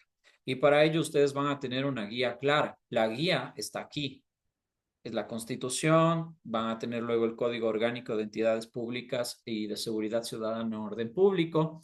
Vamos a tener el Código Orgánico de Organización Territorial, Autonomía y Descentralización, el COTAD, el famoso COTAD que yo les decía en alguna clase que de todas las normativas que a mí me tocó aprender para poder graduarme como abogado, esta es la peor que he visto, porque tiene mucha ambigüedad dentro de su contenido, no respeta, no tiene sentido alguno, se contradicen dentro del mismo código, ponen las mismas facultades, las mismas funciones a los GATs municipales que a los GAT cantonales. El proceso para poder crear GAT cantonales, como les decía, no existen. Solo tenemos GATs municipales, pero no existen GATs cantonales, provinciales, regionales. Entonces, tienen un sistema, para crear ese tipo de GATS, tienen un sistema muy complejo que realmente si ustedes en algún momento son o llegan a ser tal vez asesores de gobiernos de gobiernos autónomos como tales, consultores externos, ahí sí van a tener que saber esto al revés del derecho. Pero de otra forma, créanme que es un código muy complejo de comprender. Tiene mucha ambigüedad, tiene mucha complejidad en el entendimiento de sus directrices. Es totalmente contradictorio a ciertas cosas de la Constitución. También en algún momento hubo una discusión sobre hasta qué punto llega la autonomía de los gobiernos descentralizados y hasta dónde pueden o no pueden acatar órdenes del Ejecutivo. Y realmente le veo muy complejo que ustedes lo lleguen a utilizar, pero nunca está de más. Aquí van a tener lo más importante que se relaciona a la seguridad ciudadana, sobre todo de los GATS. Y por último, tenemos la Ley de Seguridad Pública del Estado, que forma parte de los últimos dos cuerpos normativos que vamos a revisar en conjunto del Código Orgánico de Entidades de Seguridad del Estado. Una cosa es la Ley de Seguridad Pública y otra es el Código Orgánico de Entidades de Seguridad del Estado. Aquí, haciendo una relación en lo que aprendimos sobre el principio de jerarquía de aplicación de la norma, quién está primero y quién está segundo? Entre el Código Orgánico de Entidades Públicas y la Ley de Seguridad Pública del Estado.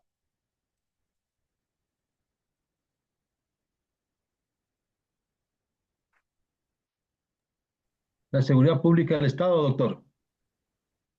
La Ley de Seguridad Pública del Estado. Está primero, ok. ¿Alguien más? ¿Alguien que piense distinto? ¿Alguien que apoye la idea del compañero?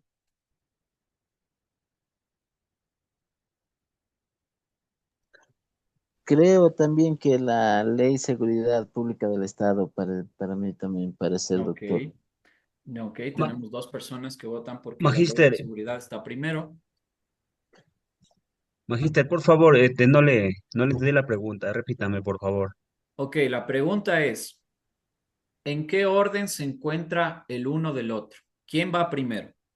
¿La Ley de Seguridad Pública del Estado o el Código Orgánico de Entidades de Seguridad? Doctor, rectifico, el Código orgánico, Ahora código tenemos orgánico, dos doctor. personas que piensan que el Código Orgánico va primero. Tenemos dos, estamos empatados. ¿Quién el dice? código orgánico, doctor. Ya tenemos tres personas. ¿Alguien da más? Ok, Código voy a orgánico. hacer- Ok, bueno, entonces a las personas que dijeron que la Ley de Seguridad Pública del Estado está primero, ¿por qué razón creen que la ley está primero antes que el Código Orgánico? Según mi forma de pensar, doctor, por lo que sabe, o sea, la ley de seguridad pública del Estado, o sea, Ujú. pero no, ahorita viéndola de pronto parece que la otra, Ok, a ver, entonces aquí va medio punto a la evaluación. A ver quién se lleva el medio punto.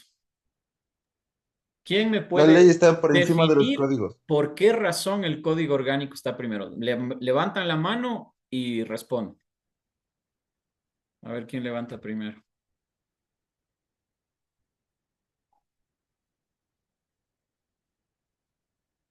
Wilmer Vélez. ya, mi doctor, o sea, yo igual digo que la ley de seguridad, o sea, igual pública, porque igual, o sea, está especificado ahí del Estado, o sea, para mi forma de pensar. Y ya sé que me equivoqué, ya no es culpa. Ok, gracias por la participación igual, Wilmer. Ya, mi doctor. ¿Alguien que me pueda explicar la razón por la que el Código Orgánico de Entidades de Seguridad del Estado está antes que la Ley de Seguridad Pública del Estado?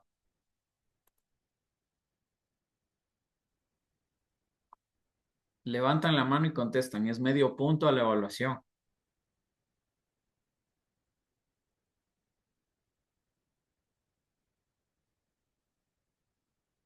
Luis Salazar.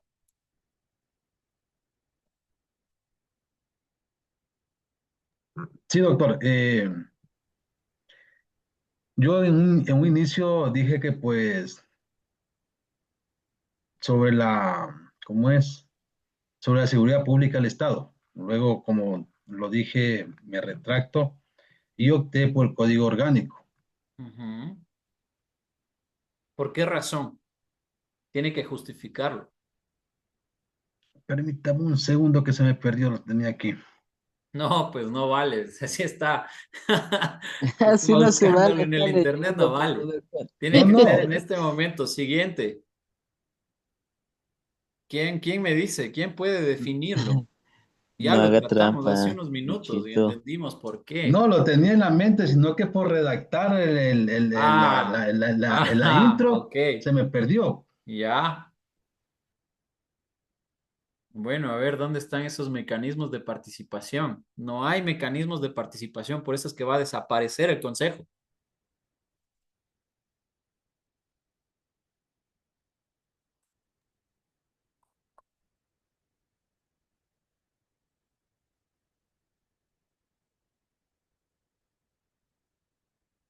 Pero si hubiese preguntado quién está a favor de que desaparezca el consejo, toditos estarían con la mano arriba. A ver, Edgar. Yo digo que la ley de seguridad está encima de los códigos porque las leyes es más relevantes que los códigos orgánicos, doctor, ¿no? ¿Pero por qué razón? Claro, porque estamos diciendo, bueno, sí, yo creo que, pero la razón es importante. O sea, yo lo que les pido es justificar. Y como veo que está complejo y que realmente es algo fácil que acabamos de revisar literalmente hace 5 minutos, el que me responda correctamente se gana un punto al examen, un punto a la evaluación. Si sacaron 6, ya tienen 7. Si sacan 3, ya tienen 4. Porque es la,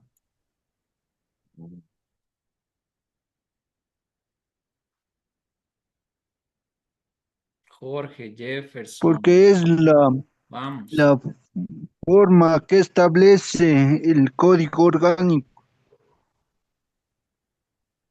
Un poquito más complejo que eso, un poquito más. de la A ver, Wilmer. Mi doctor, igual porque igual la ley y la constitución igual están por encima de todas las cosas, igual del código orgánico, igual. Cha, No, ya no, me olvidé. que no es está el Cha, conectado. código que establece el No. marco legal. El marco legal, a ver, ¿quién dijo eso? ¿Quién dijo eso? Mario Quinapanta. Ok, don Mario, a ver, usted dice que forma parte de...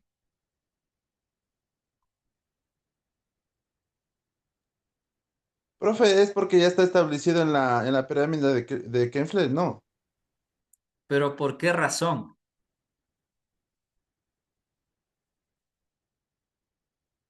¿Qué es la pirámide de Kelsen? Porque la pirámide de Kelsen no es la respuesta. Bueno, parece que nadie quiere el punto. Voy a terminar respondiendo yo y les quito un punto a todos en la evaluación. no, mi doga, colíteme a mí que está.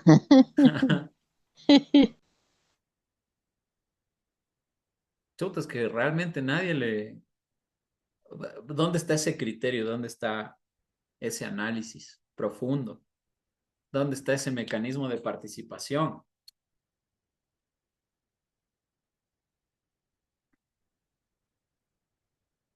Por ahí más o menos tenían la idea, pero no es la respuesta.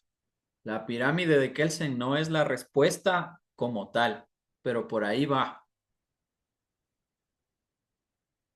Ojo que es un punto.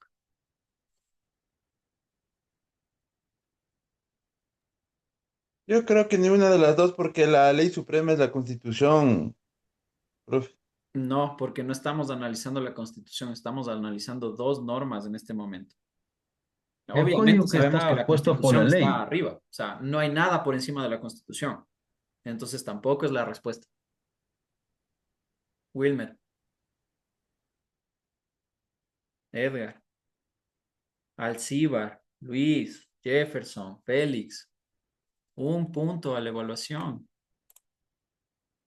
Luego van a estar rogando por un punto, verán. Sí, verdad, hasta por medio punto. Otra pista, doctor, que ya parece La que pista es esa. La pirámide de Kelsen forma parte de la respuesta, pero no es la respuesta. O sea, como Doctor, tal, decirme la pirámide de Kelsen, esa no es la respuesta. Les vuelvo a doctor, preguntar, ¿cuál creen ustedes y por qué creen que va primero la ley orgánica de entidades de seguridad y por qué doctor, después la ley de seguridad del Estado?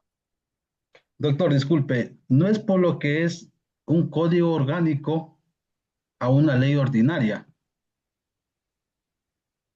No, va por ahí, pero ¿por qué? Usted me está preguntando a mí. Yo estoy buscando respuesta, no pregunta.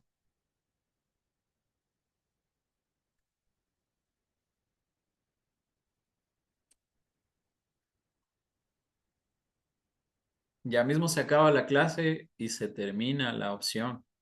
Se les va el punto. Está facilito, ya tienen las dos ideas, solamente tienen que formar el criterio y el análisis y dar la respuesta. Ya les dije, la pirámide de Kelsen forma parte de la respuesta. El tema de que sea un código orgánico y otro ordinario también forma parte del análisis de la respuesta. ¿Pero por qué? Entre estos dos que acabamos de ver, ¿por qué? La ley orgánica de entidades de seguridad del Estado y la ley de seguridad del Estado.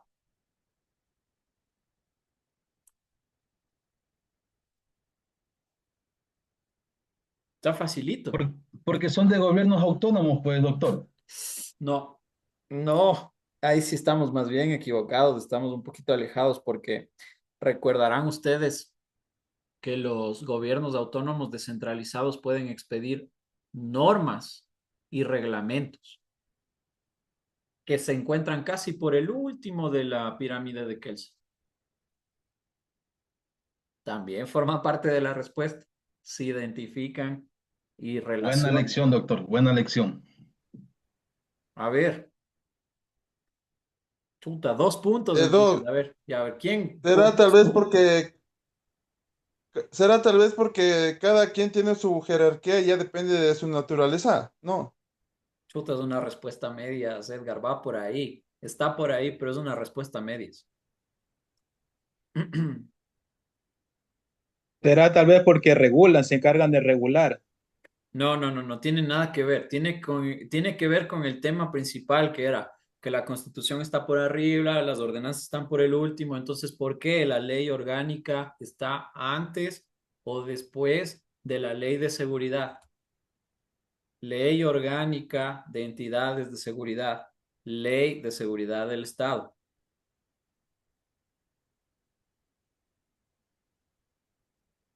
Yo como le dije, doctor, era el código orgánico, ¿no? El código orgánico y la ley orgánica es lo mismo. O sea, igual Y sigue la ley siendo orgánico. y la ley de seguridad, eso yo le dije, o sea, esa era la pregunta puntual que dijo, ¿quién está? ¿La ley de seguridad o el Claro, código yo estoy orgánico? preguntando quién está Ujú. primero, la ley orgánica de entidades o la ley de seguridad del Estado. Yo le dije la ley orgánica. Ya, correcto. Ahora quiero saber por qué. Esa es la respuesta que se gana el punto. El que me diga por qué está antes. O viceversa, el que me diga por qué está después. Porque es una norma y la otra es una ley ordinaria. No, porque ahí dice clarito ley, no dice norma. La ley orgánica de seguridad y la otra es la ley de seguridad del Estado.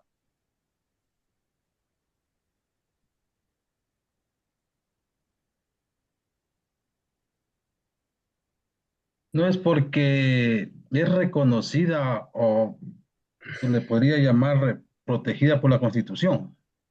Todos están protegidos por la Constitución. Ya vimos que todos deben guardar respeto de las garantías, derechos establecidos en la Constitución. Todos. No es la respuesta. Porque es la ley suprema de un estado.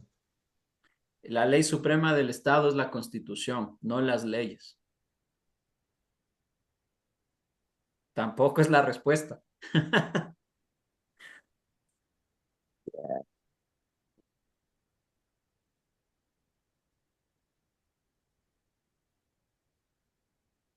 Les quedan 5 minutos. 5 minutos. 2 puntos. 2 puntos al examen. Ay, 1-1 no. al examen, a la evaluación número 1, primer punto, y a la evaluación 2, un punto más.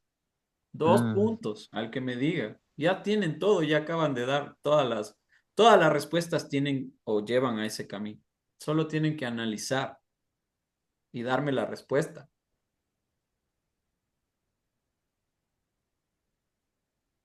Tiene que ver con el ordenamiento jurídico.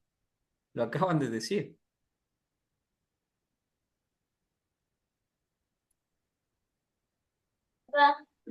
Lo revisamos hasta el cansancio cuando vimos la pirámide de Kelsen. ¿Será porque las leyes ya están establecidas? No. O sea, claro, ¿No? obviamente las leyes están establecidas, sí, es parte de la respuesta, pero no es la respuesta en concreto. O sea, yo necesito que ustedes me digan, Doc, ¿la ley orgánica está primero o va después por tal razón?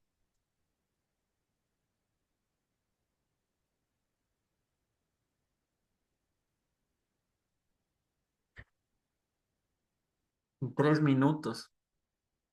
Vamos, vamos, vamos. 2 puntos. Full. Ah,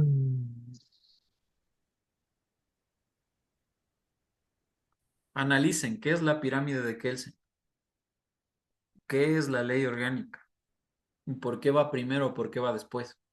Ahí está. Esa es la Eh, respuesta. En Profe, base a ayúdeme eso nuevamente sí le dije, con la porque pregunta. primero estaba la ley orgánica, luego la ley ordinaria. A ver, En ¿quién base a eso dijo yo le dije que eso? estaba primero ¿Quién la dijo ley eso? orgánica. A ver, ¿quién dijo eso?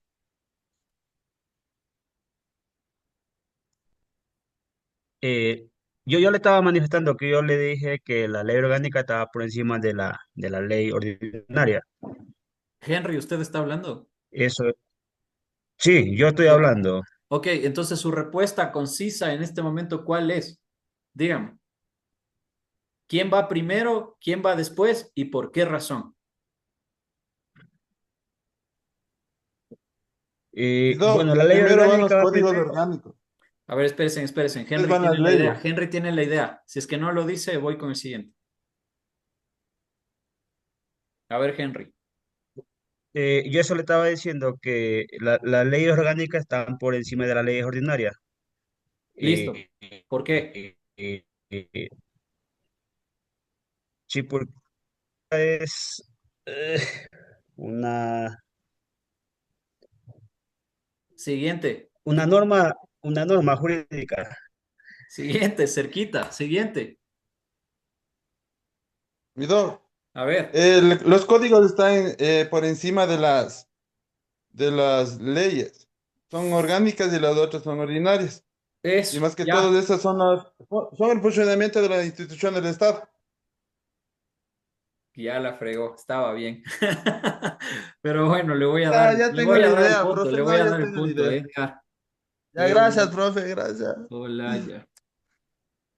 Punto más. A ver. La cuestión era la siguiente. Ustedes ya identificaron que tiene que ver con la pirámide de Kelsen. ¿Qué es la pirámide de Kelsen? Porque no me pueden dar la respuesta. La pirámide de Kelsen. Si eso ponen en la evaluación, cero.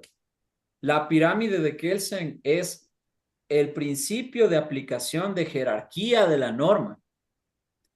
La ley orgánica de entidades del Estado va primero porque la ley, en el orden de jerarquía de la norma, las leyes orgánicas están sobre las leyes ordinarias.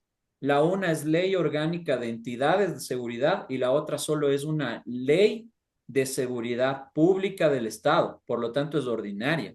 Y al ser ordinaria está por debajo de una Doctor, mi orgánica. medio punto, sí le dije eso. No, nadie dio la explicación, solamente votaron comentarios diciendo que es ordinaria, que es orgánica, pero nadie me pudo decir el por qué. Nadie dijo va primero tal ley por tal razón. Y esto se encuentra establecido en el principio de jerarquía de la norma. Nadie me dijo eso. Lo más cercano a la respuesta correcta fue el de Edgar, que dijo que la ley orgánica está por encima de la ley ordinaria. Le faltó Doctor, es que usted decir es que forma abogado, tiene parte de las la pirámide de palabras Kelsen porque es correctas. el principio de jerarquía de la norma, pero nadie dijo es primero por tal razón. Pero bueno, Mi, doc- mi doctor, a mí también acolíteme, yo casi adivino. negativo. Ya, mi doc, bueno, Pero bueno. bueno, les agradezco muchísimo por la participación. Espero que hayan disfrutado la clase, espero que hayan aprendido todo lo necesario. Si tienen alguna duda, igual saben que la tratamos en la clase. En este momento acabamos ya las clases del día de hoy. Espero que haya estado todo claro. Mm, por favor, recuerden que las tareas están ya habilitadas en la plataforma del instituto. Vayan, revisen las tareas, háganlas. Las tareas van a estar habilitadas hasta el viernes 4, me parece, de septiembre. Sí, viernes 4 de Profe, una viernes 5. consulta. Sí, Yo ya subí los talleres en la plataforma, pero yo ya. no subí con la hoja membretada del instituto porque de verdad yo no tengo ni una hoja membretada. Solo Claro, subí bueno, o así lo sea, que es hice en facilito, el ¿no? PDF. Ustedes van a Word, ponen insertar imagen, insertar fuente. Me parece que es marca de agua. Insertan la marca de agua con la imagen del Instituto Cumandá y pegan Ah, y ya listo. pegan, Solo eso y nomás. acabó. O sea, solo le hago como un pie de página, entonces eso más o menos. Como una marca de agua mejor. Sí, una Ha marca de quedado, agua. ya listo. Que no vaya a Solo ser con el muy nombre del fuerte, instituto y ¿no? O sea, basta que nada se más. verifique, que se pueda ver el contenido del documento. No vayan a poner el logo ahí todo grandotote y que no se pueda ver nada del contenido del documento. Tiene que ser lo más transparente posible el documento. Nada más. Listo, por ejemplo. Eso es Entonces todo. ya Doctor, me le tengo una toca consulta. volver a hacer. Solamente cambiar el formato, porque si ya hizo, ya hizo. Nada más. Tengo una consulta, doctor. Sí, claro. Sí, no le comprendí bien el mensaje sobre hacer un trabajo y hacer una evaluación. Los dos trabajos que ya habíamos enviado están subidos a la plataforma, eso ya está, queda ahí, ¿no es cierto? Claro, a ver, verá. Ya. Lo Ahora el único que tercer tienen que trabajo, que fue hacer, el último, ajá. dijo que tocaba implementarle algo más. Sí, lo único que tienen que hacer es cambiar el formato, de Nada preferencia. más. Ya, de preferencia. A los dos talleres, a las personas que hayan subido los talleres, preferiblemente cambien el formato. O sea, solamente pongan el logo del instituto como fuente de agua en el documento y vuelven a subir el mismo trabajo. O sea, no tienen que hacer nada distinto, solo cambiar el formato de la hoja. Y de Ah, aquí ya, en adelante, perfecto. todas las tareas que están habilitadas, ahí sí tienen que ya subir todo bien hecho, ¿ya? Pero no Perfecto. es nada complejo, no es nada difícil. Entonces Solamente bajamos el trabajo que ya estaba subido, le ponemos el formato como lo explica y y vuelven a subir. solucionado serían los tres trabajos. Y sobre el examen o la Las prueba, evaluaciones todavía no están habilitadas. Van a dar ah, me parece que son 3 evaluaciones por cada unidad. Nosotros estamos en la unidad 2 terminando la unidad recién. Entonces van a dar las evaluaciones de la primera unidad, ¿ya? Esas evaluaciones van a estar habilitadas hasta el día viernes 4 de la próxima semana. Ustedes verán en qué momento la hacen, si entran el sábado, si entran el domingo, si entran un lunes, un martes, ¿para qué? Para que nadie me diga, es que como tenía trabajo, es que como estaba en tal lugar, no pude. O sea, de aquí al viernes van a tener más que suficiente el tiempo para saber ustedes cuándo pueden hacerlo. Pero eso sí, el día viernes se cierra todo, las una tareas, consulta, las evaluaciones, todo. una consulta, doctor. Sí, ¿Qué tiempo va a ser el lapso para dar la prueba? ¿Algún límite? sí, la una hora. Una hora. Una ¿Y el hora y puntaje media mínimo? máximo van a tener como, digamos, un máximo, un tope, hora y media para dar la evaluación. Ya, ¿y el puntaje mínimo a sacar? Todo va a estar calificado sobre 10. Sobre 10. ¿Y el mínimo? 7. 7. Para que pasen la Perfecto. materia sin arrastrar, 7. Si Ya, sacan última 6 y el consulta. promedio general es 6, se quedan. Si es seis Última punto noventa y consulta, nueve se doctor. quedan. El último trabajo que enviamos el día lunes, creo que fue. ¿Perdón? Eso lo subimos en la unidad 3. A ver, perdóneme, eso no le escuché bien. Ya, el último trabajo que le presentamos el día lunes. Sí, Ya, ¿eso en qué parte lo subimos? ¿En la unidad 3 o unidad 2? en la unidad 2 porque recién estamos en la unidad 2 todavía no hemos iniciado la unidad 3. Eso Disculpe, está en la doctor, ¿en qué, plataforma, o en sea, qué ustedes parte? ¿En qué abren la parte? plataforma y van a ir revisando. En cada tarea está especificado cuál es el trabajo que deben subir. Los únicos 2 trabajos que ya hemos hecho son talleres. El primero es del taller 1 y el otro es del taller 2. Entonces, donde dice taller 2 es donde deben subir el trabajo que hicimos el día lunes. Perfecto, perfecto. Ya ahorita le vi, doctor. Muy amable, gracias, ¿no? Mil Ya, disculpas. eso sería. Que tengan una excelente noche. Pilas para que puedan ganarse unos puntos las próximas clases. Y acuérdense, fundamental, generar criterio, hacer un concepto amplio de la respuesta. No es solamente porque la pirámide de Kelsen, es mucho más complejo. Tiene que decir el por qué. Entonces, eso sería todo. Que tengan una excelente noche, un abrazo, una linda semana. Hasta luego. Gracias, doctor. Me guardará el medio puntito que tengo ganado. Ok, ahí está anotado. Gracias, Ustedes tienen doctor. que hacerme acuerdo a mí. Ok, listo. Hasta luego.